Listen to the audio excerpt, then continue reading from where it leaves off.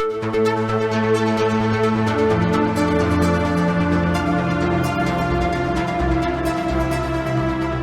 and welcome to the Sensibly Speaking podcast. This is your host, Chris Shelton. Welcome back to the show, and thank you for inviting me into your home for this week. We are going to talk about Will Smith, Scientology, and violence. That's what I thought I might approach the subject this week. It has been 2 weeks, as I sit here recording this, or about 2 weeks, since this famous, infamous slapping incident at the Oscars here, the Oscar ceremonies where Will Smith went up and slapped Chris Rock for telling a joke about his wife, about Will Smith's wife.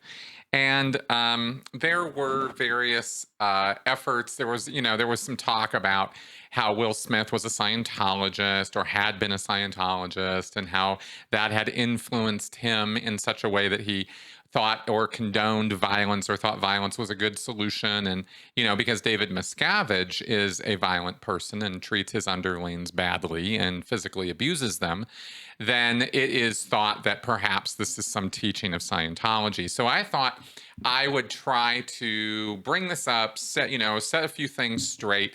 We talked about this last week in my Critical Conversations live stream show, which we do every Friday. But that is a small audience show, and I thought that the podcast reaches a few more people, and maybe some of you out there might not watch my other shows or see this and might want this information about Will Smith and Jada Smith and the whole situation there, because they were indeed Scientologists, and they're not now, but they were, and that very much was an influence in their life, as we'll go over. But it did not, I do not believe, it was not a direct connected influence to this whole slapping incident.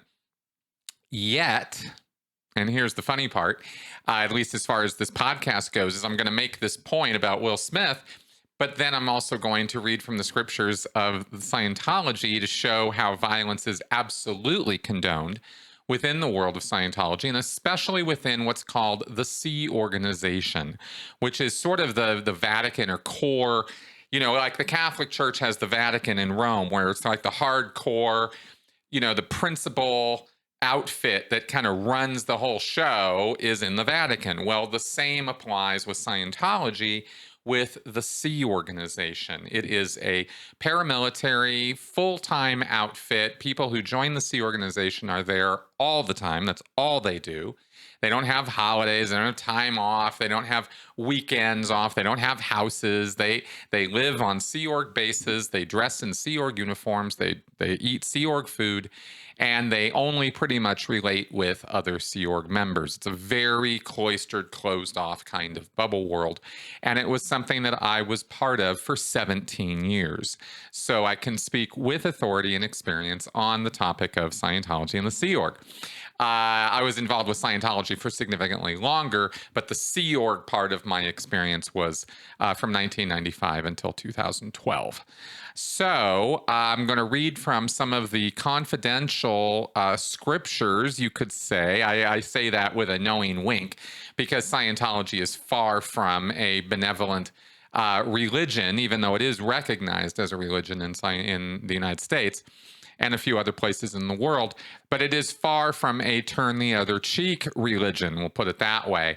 And Hubbard had a few things to say about the topics of getting your job done no matter what and that kind of thing. And like I said, we'll go over that. But first, let's go ahead and clarify what's up with Will and Jada Smith.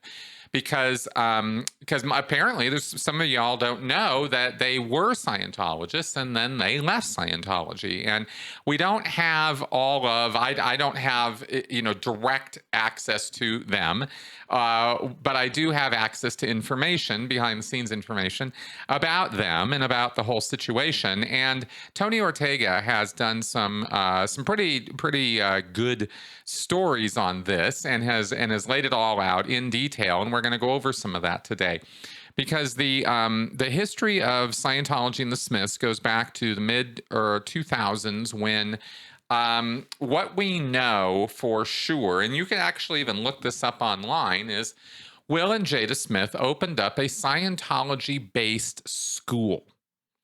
And Will Smith invested well over $1 million in the management and care of this school. They leased the property. It was called the New Village Leadership Academy.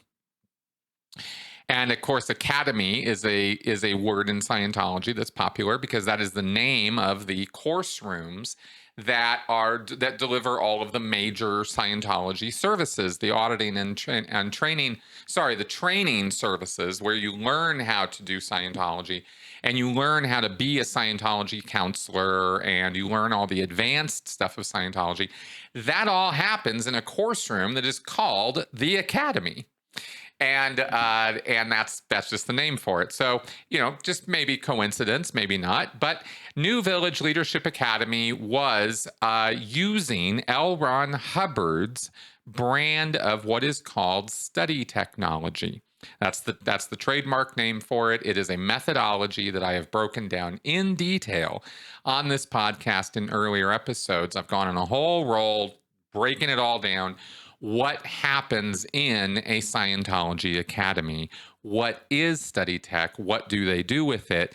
All of that very fully explained, and I will post a link to that podcast in the description section to this video on YouTube and then the show notes on my Sensibly Speaking site. So you can reference that podcast. It's pretty extensive.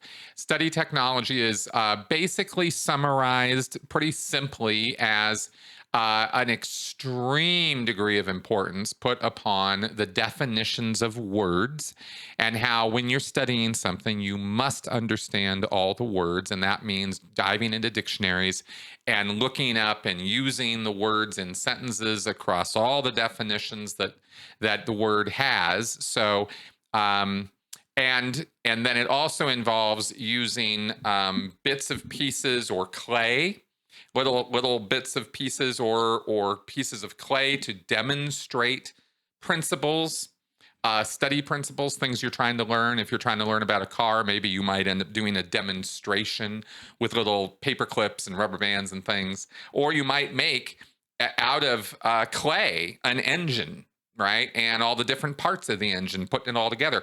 And such an exercise would help clarify for you as a student what an engine is and how it goes together, right? So that's a demonstration, and that's also part of study technology. And then finally, there is a point about how you must follow an even, what's called a gradient or a gradient approach to learning, where you don't overwhelm a person all at once with everything. You give it to them gradually, step by step, piece by piece. And if you go too far, too fast, or go too much and overwhelm a person, then of course they're not going to do well in their studies. And that's part of the study technology. All of this was actually created by people who were not named L. Ron Hubbard. He simply took these ideas that were given to him or that he saw and copied, and he turned it into this branded thing called study tech, but it's really something he ripped off from other people. And it is, as I mentioned in the podcast, it is dialed up to 11, like everything with cults. It's very extreme. Hubbard's claims about study technology are hyperbolic in the extreme. For example, he says that the only reason a person will give up study or stop studying or fail at study is because they don't understand the words that they're reading. And that is just not true. There are lots and lots of reasons why people have difficulty in study, leave study, that have nothing to do with the definitions of words. But L. Ron Hubbard insisted that that is the case, and therefore all Scientologists believe it. And I am very highly trained in the study technology of Scientology because I was a person who ran an academy. I ran a Scientology classroom for many, many, many years, well over a decade. So anyway, so that is Scientology study tech. And Will and Jada Smith opened up a school and paid for it, and it went on for years, using this study technology as the key part of the how they taught their curriculum. And they also employed a number of Scientologists on site at the school, including the school administrator and principal. They were Scientologists, and they were absolutely using not only Scientology study technology, but also Scientology ethics and justice actions were carried out there, and the Scientology way of organizing the place. Scientology has a whole administrative system of organization that is all based around L. Ron Hubbard's teachings, and it's pretty silly and it's pretty goofy stuff, which is why I'm sure this school ended up closing down in 2013.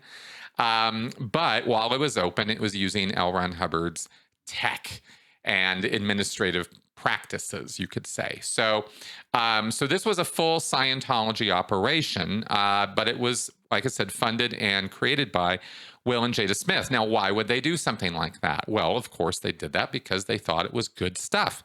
So good, in fact, they had their own kids attend this school. It was a private school. It was in Calabasas, California, and for 3 years, he leased the property, Will Smith did, for $890,000, restructuring it from a high school to a private elementary school. And this was in Calabasas, California. Now, they were saying, and the weird thing about this, and this thing that was not really totally upfront about all of this from the get-go, is that Will and Jada were claiming that they were not Scientologists, that this wasn't a Scientology school, that this, was they were saying all the things that were the exact opposite of the truth, of the reality of the situation, right? And this was as I consider it, as I see it, I think they were doing that for PR purposes. I think their PR team had it pretty clear in their heads that Scientology was toxic and not acceptable or accepted by the public. And that if the Will and Jada said that they were Scientologists or said that they were, hardcore and into it, and this is what this was all about, and they thought L. Ron Hubbard knew what he was talking about, and they were fully on board with it, along with Tom Cruise and John Travolta, that they would have negative consequences in their careers and in their professional life. And of course, that's true. That's absolutely true, because people know now, especially, that Scientology is toxic and very, very bad for you. So they tried to run the route of, oh, no, that's not what this is. Oh, no, it's all good. And they were lying through their teeth. And there's really no other word to use. They were lying. So, and as far as I can tell, to this day, they still lie about their Scientology involvement.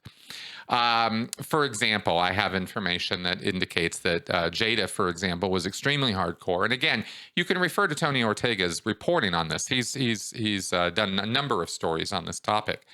And it's pretty clear that Jada was involved enough that she was up doing Scientology Academy services, which means she was doing actual training on Scientology methodologies and techniques that were not just the low-level, street-level communications class or way to happiness or how to, improve your marriage or something. They have low-level introductory classes, but the things that I've been told indicate that they were much further along in their Scientology training progress than just some introductory classes. Now, Will apparently is somebody who's a bit of a seeker and searcher and spiritual, enthusiast and very curious, and goes from place to place and samples things and looks at things and is always trying to figure things out and see how best to approach life. And I think he looks at all of these things as a bit of a smorgasbord to choose and pick from. Well, that's exactly the opposite attitude that you can have as a Scientologist, which is why I'm pretty sure that they eventually got out. And good on them for doing so. But I just don't appreciate the lies. And knowing what I know and having experienced what I experienced with Scientology, I know that there are lies there, because you're not half in and half out of Scientology. When you are a Scientologist, you are all Scientologist, and you're not anything else. The demands of Scientology are such that it's very exclusive. They want full control of your spiritual destiny. They don't want you playing the numbers or mixing and matching or going off and doing what they call in Scientology other practices or being what they call externally influenced by outside things. Scientology is a cloistered bubble world and they want you fully in it. And apparently, for a few years, the Smiths were. You do not pay millions of dollars and open up a Scientology school and send your kids there unless you are absolutely adamantly connected with and believing in L. Ron Hubbard's Scientology technology. And I use that term very loosely, but that's the word they use in Scientology for the techniques and methods. So they were fully on board. And now they're not, and they got out. And by 2015, I understand, is when they were definitely out. So we have years of being out of that situation. The school closed in 2013. By the way, Surrey Crews went to this school too, starting in 2009.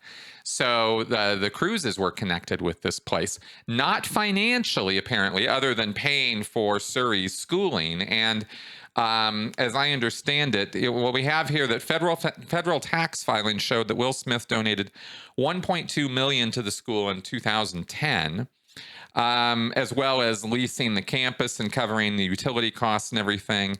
And it was run privately. Pre-K through grade 6 was what the school was teaching.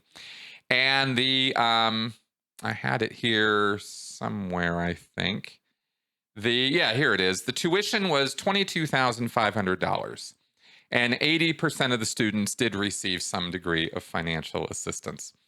The director of learning, director of qualifications, and artistic director were all Scientologists, as well as some of the teachers. They had been Scientology staff members in the past. So this was not just erase any kind of idea that there was a casual connection with Scientology, or, oh, that was something they were doing in addition to other things. We all know Scientology is very, very all or nothing. So anyway, so that was their involvement with this school. And knowing all of this, we now know that that means that they were definitely Scientologists. Now, what got them out? Don't know. Not sure, right? Could have been a number of things. Apparently, Jada was a little bit more hardcore than Will, but what we do know for sure, and I mean for absolute sure, is that they are totally out of Scientology now. And the reason that we know that, we can say that with absolute surety, because after Leah Remini got out of Scientology and started speaking out publicly about it, she called out Will and Jada and ended up apologizing for that, because she went on Jada's show, which is, I think, called The Red Table or something like that. It's a YouTube show where she interviews people at a red table with Jada and her mother. And they had Leah on her show after Leah had gotten out of Scientology. Now, you do not do that. Under any circumstances whatsoever, there is no way under any sun, moon, or stars that any Scientologist would ever publicly interview Leah Remini, laugh, accept an apology, have a nice conversation with, and that's exactly what Jada Smith did.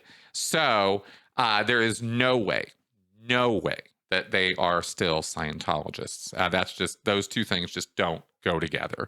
So that's why we know that they're totally out. Okay. Now, getting to the violence now, right? Here we have Will Smith getting up because because his wife gets pissed about some stupid joke that Chris Rock tells.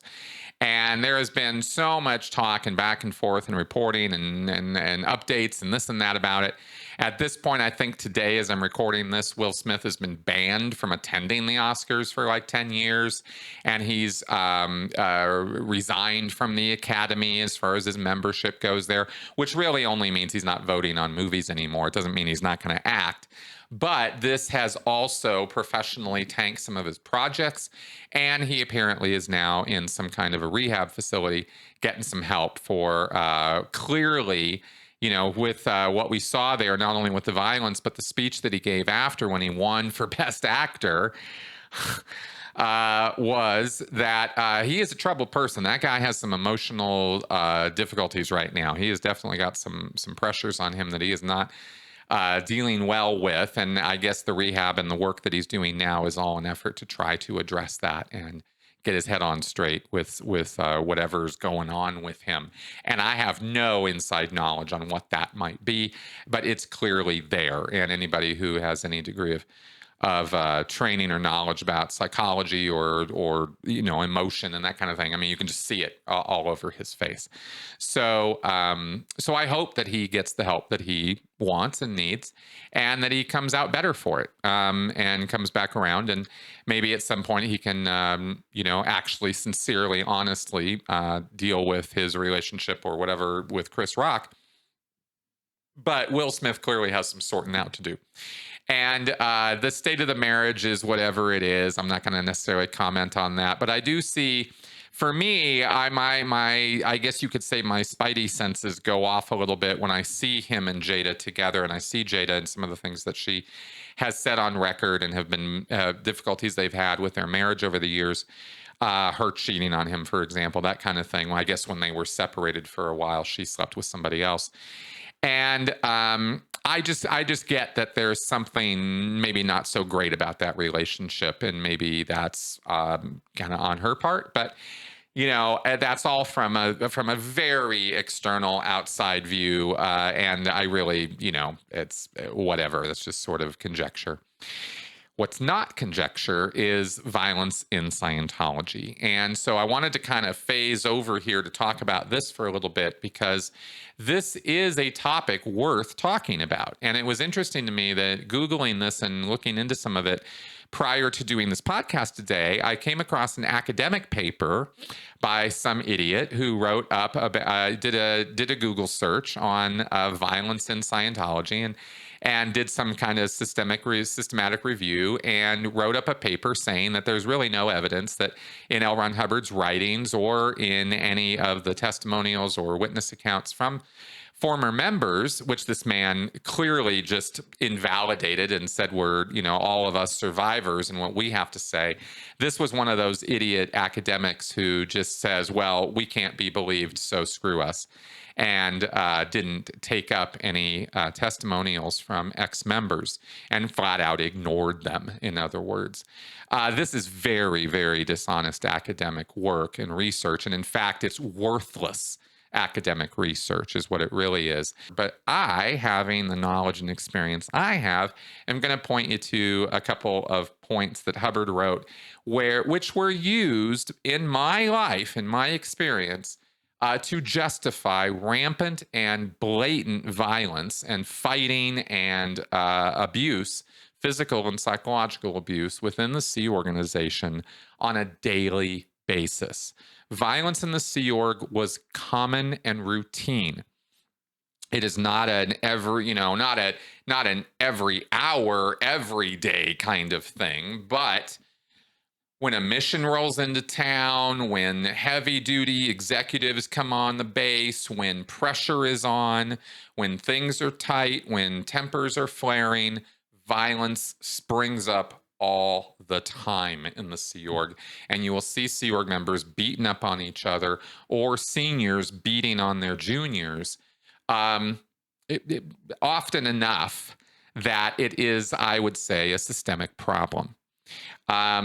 And all of this is justified within the world of the Sea Org by the mission, by what it is that they need to get done.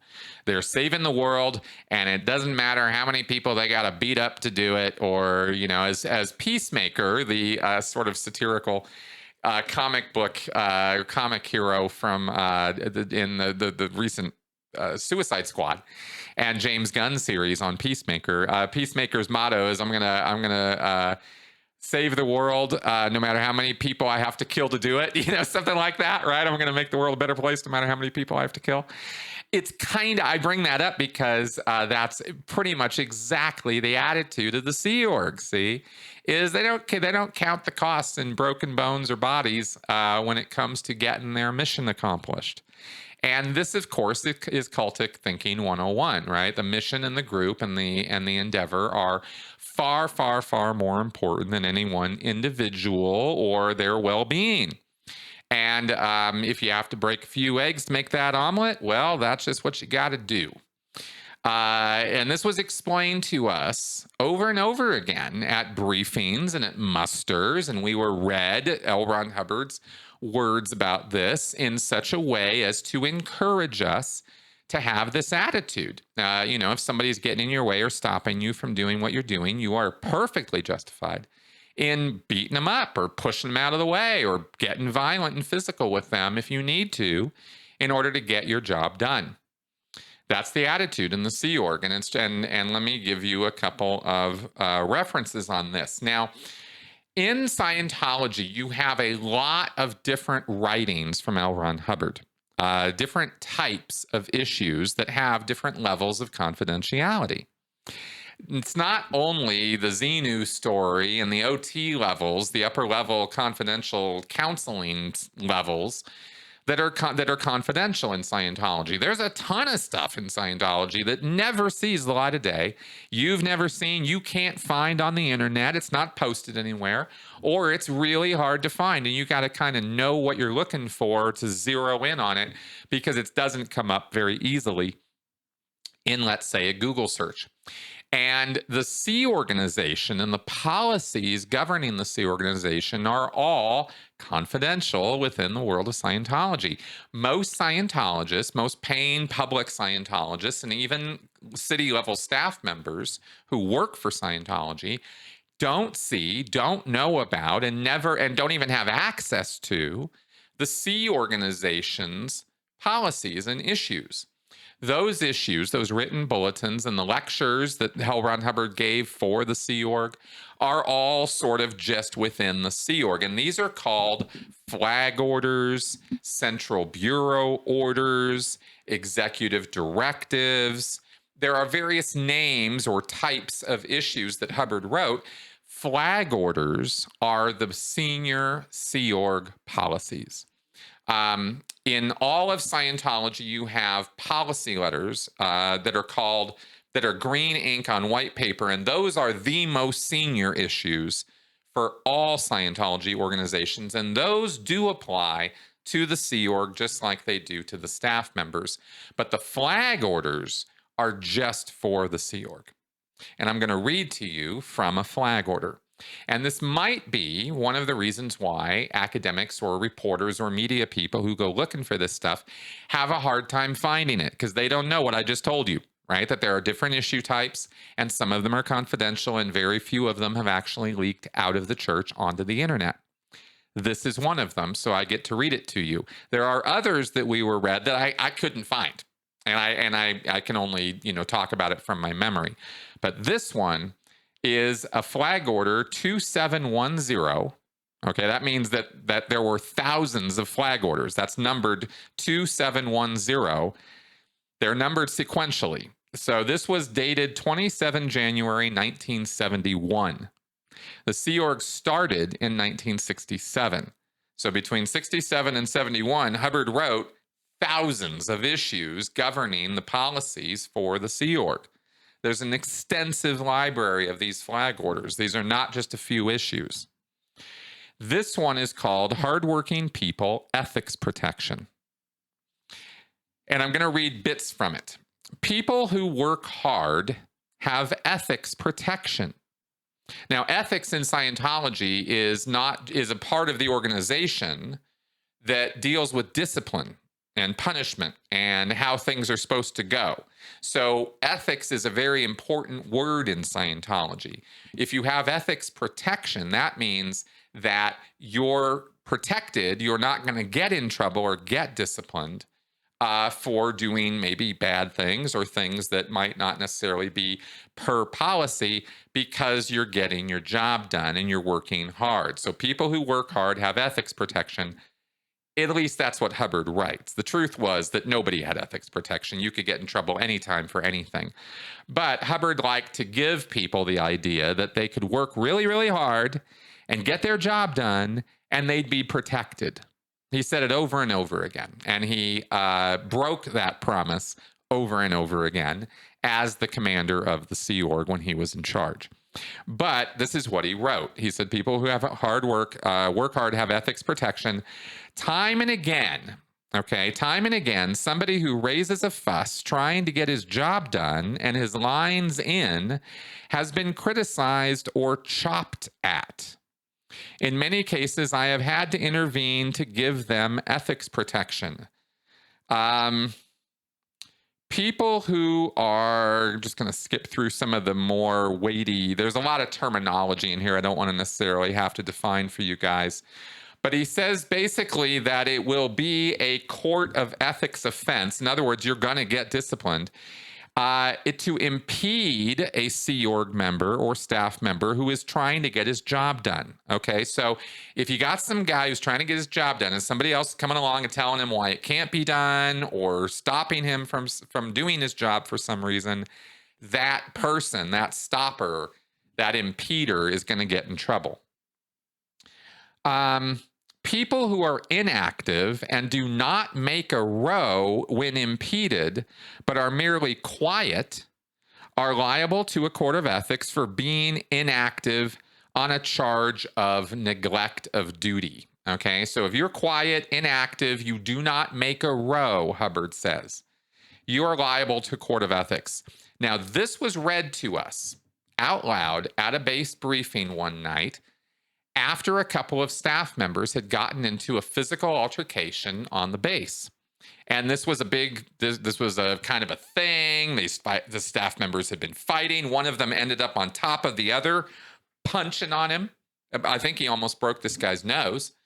And the RTC representative, the person who was basically just a couple steps down from David Miscavige, the head of Scientology, came and did this base briefing, and he briefed all of us at the Big Blue facility using this policy, this flag order, to justify why it was completely okay that this fight had happened, and he wanted to see more of that because he was using this fight as an example of how somebody was trying to stop somebody else from getting their job done, and this guy didn't put up with it. And he beat this guy up because he wasn't putting up with it. And that was perfectly okay. That was actually desired behavior. So everybody on the base got the message loud and clear that you got to beat up on somebody, push somebody around, get physical with them. It's okay. And actually even encouraged. Hubbard says, right, you make a row. The ideal scene is not a mortuary where everyone is quiet. Persons who want such a scene are unable to confront motion and emotion. Causing a fuss or exhibiting temper while trying to get action is not a chargeable offense. We are not in the behavior business. We will leave that to others. It is of exactly no concern whatever that two staff members or Sea Org members clash in trying to do their jobs. If physical violence were to result, then damaging a Sea Org member might possibly be charged if any serious damage occurred. That two people are cross with each other is of no consequence whatever. It is not a legitimate zone for any ethics or executive interference. That someone is too frightened or too dull to make a fuss when his job is impeded is actionable under neglect of duty. We have in the past erred a few times in accepting complaints against persons who were trying to do their jobs and had gotten unpopular, and we spent a long time undoing the trouble caused. At this time, after great experience, when a complaint is filed against certain persons who do get their jobs done, the interest it gets is that the filer can't confront confusion or emotion and needs a few drills. So you see some guy pushing other people around, you get hit, clobbered, sideswiped by some guy who's doing his job. You issue a report saying, hey, this guy's clobbering me, beating people up. You're the one who's going to get investigated. That is Scientology policy. So, and this is just one of many, right? It is true that a cemetery or a morgue are restful places. They require no confronting. They don't produce anything worthwhile either. I can think of nothing sillier than an inscription reading, "We all revere Anthony Brown. He was quiet and polite as the ship went down." So, Hubbard was very, very much of the opposite, mode of thinking.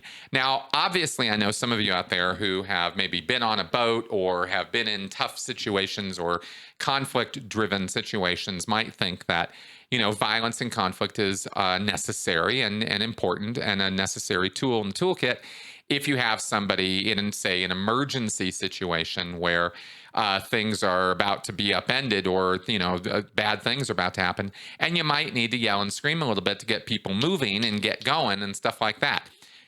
I'm willing to give a little bit as far as that goes, but as I just read to you, this is all about getting the job done. This is not even about emergencies.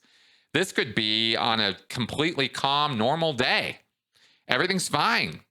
But here's some guy who's getting his job done and he's not going to be stopped or impeded by anybody. And somebody comes along and says, "Hey, man, there's policy that says you can't do that," or, some other reason why this isn't going to work right now, and ends up getting a punch in the face, by this asshole.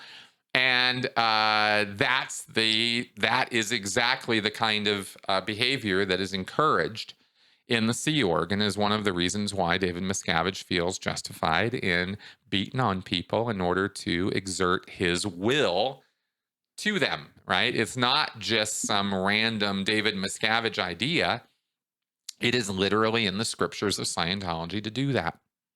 So I thought I would share some of this with you so that you knew directly from L. Ron Hubbard's mouth, not just mine, right, that this is a reality. And I can tell you from 17 years of living in the Sea Org and experiencing that kind of brutality that this kind of thing was commonplace. And I was assaulted in the Sea Org, and I was psychologically and physically manipulated and beaten on and punished.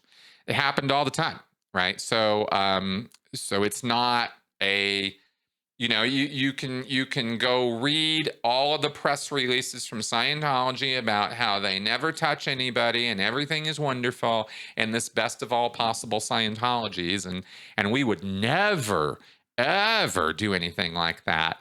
Or you can actually just read what L. Ron Hubbard says and listen to people who actually lived it and had enough sense to get out of there and get away from that and sort of depressurize from that incredibly pressurized and horrible situation. And you can see that some of us are telling the truth and are saying, "Hey, this is really bad." Or you can be an academic and stick your head in the sand and think that Scientology is wonderful. And what's the problem? So anyway, just thought I'd set the record straight on that. So I hope that this had some, use to you in terms of clarifying some of the Will Smith situation and also clarifying why it is. Not, it's not a question of whether there is violence in Scientology. The question is, why is there violence in Scientology? And I hope this podcast helps answer that question. Because it's pretty clear that there's violence in Scientology because L. Ron Hubbard said that there should be violence in Scientology, and David Miscavige took him at his word and ran with it. And there you go. So thanks for coming around and watching this shorter podcast this week. It's I think we're only going about 40 minutes or so, but thanks for coming around and listening to this. And I am wide open to any suggestions or comments or feedback you guys have as to more you might want to hear or know about this, questions you might have about it. And of course, I can take those up on my Q&A, or we can do whole podcasts about it. So anyway, I look forward to your feedback. I will see you guys next week. Bye-bye.